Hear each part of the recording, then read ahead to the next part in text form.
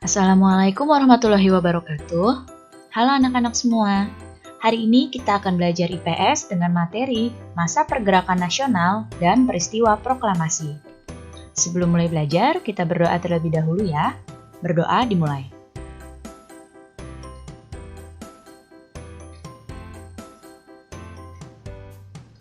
Berdoa selesai. Baik anak-anak, sudah siap untuk belajar hari ini? Kalau sudah siap, mari kita mulai belajarnya.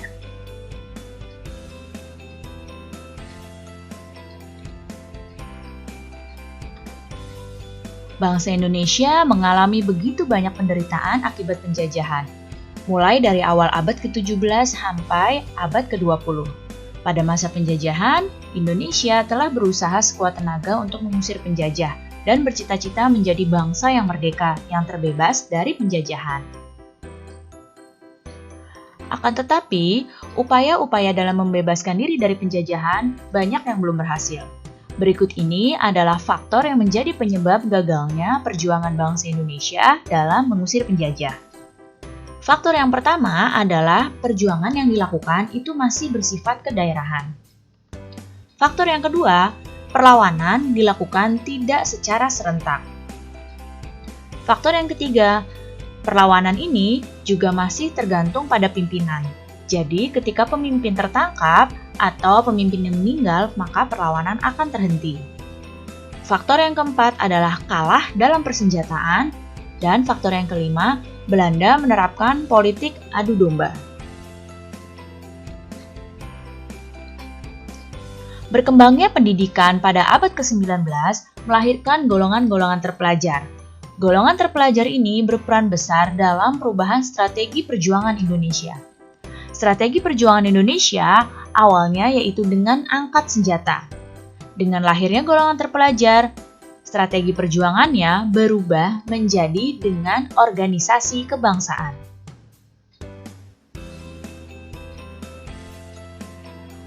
Masa perjuangan melalui organisasi kebangsaan ini disebut dengan masa pergerakan nasional. Masa pergerakan nasional terbagi menjadi 3. Yang pertama adalah masa awal pergerakan nasional, yaitu pada tahun 1900-an. Pada masa ini, lahir banyak organisasi pergerakan, seperti Budi Utomo, Sarekat Islam, Muhammadiyah, dan Uni Separti. Salah satu organisasi yang besar pengaruhnya terhadap pergerakan nasional adalah Budi Utomo, karena Budi Utomo ini adalah organisasi pergerakan nasional yang pertama kali didirikan di Indonesia.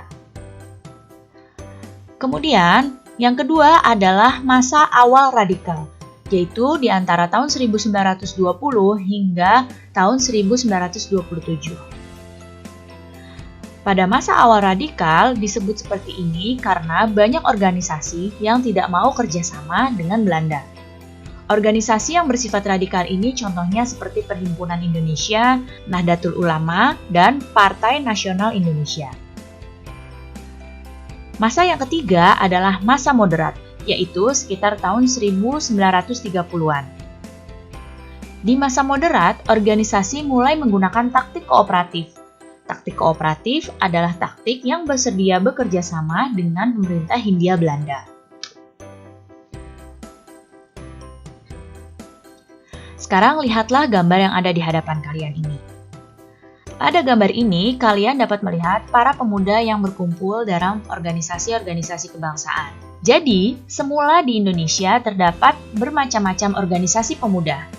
Untuk menggabungkan semua organisasi menjadi satu kesatuan, maka diadakanlah Kongres Pemuda Indonesia. Dan lahirlah peristiwa Sumpah Pemuda. Nah, pada gambar ini adalah gambar ketika peristiwa Sumpah Pemuda tersebut terjadi.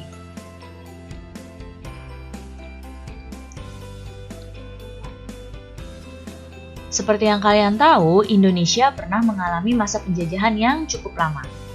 Masa penjajahan yang lama tersebut mengakibatkan rakyat mengalami penderitaan. Oleh karena itu, Indonesia sangat bersemangat untuk melepaskan diri dari penjajah. Namun, usaha untuk memperoleh kemerdekaan itu ternyata tidak mudah. Berbagai rintangan harus dilalui oleh bangsa Indonesia. Setelah berbagai rintangan dilalui dalam perjuangan memperoleh kemerdekaan, Indonesia pun tiba pada saat masa persiapan proklamasi. Pada persiapan proklamasi, itu pertama-tama dibentuklah BPUPKI, yaitu Badan Penyelidik Usaha-Usaha Persiapan Kemerdekaan Indonesia. BPUPKI dibentuk tanggal 1 Maret 1945. Hasil dari BPUPKI adalah Pancasila. Peristiwa berikutnya adalah pembentukan PPKI. PPKI adalah Panitia Persiapan Kemerdekaan Indonesia. PPKI dibentuk tanggal 7 Agustus 1945. Hasil dari PPKI adalah pengesahan Pancasila sebagai dasar negara. Dan peristiwa penting berikutnya adalah peristiwa Rengas Dengklok. Peristiwa Rengas Dengklok ini terjadi karena golongan muda mendesak untuk segera dilaksanakan proklamasi.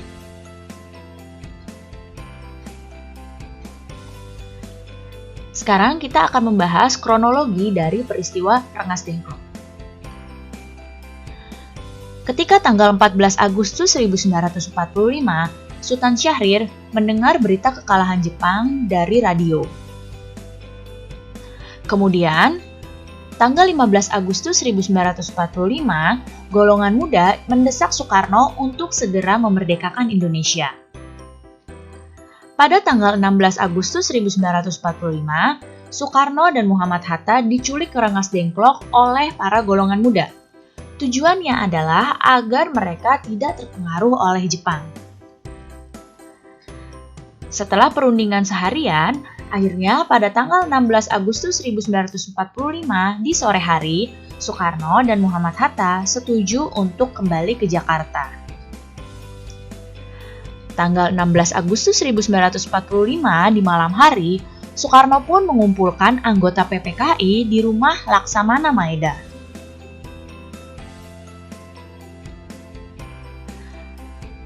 Setelah anggota PPKI dikumpulkan, pada dini hari, naskah proklamasi pun berhasil dirumuskan oleh Soekarno, Muhammad Hatta, dan Ahmad Subarjo.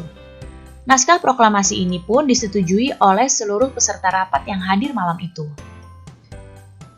Naskah proklamasi yang telah disetujui diketik oleh Sayuti Melik.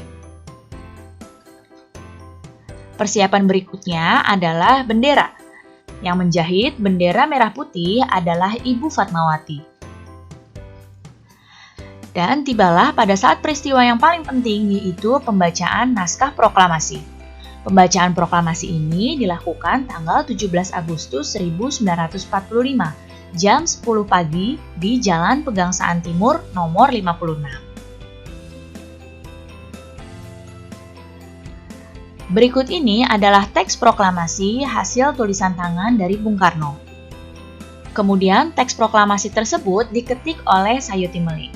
Nah, ini adalah teks proklamasi yang diketik oleh Sayuti Melik.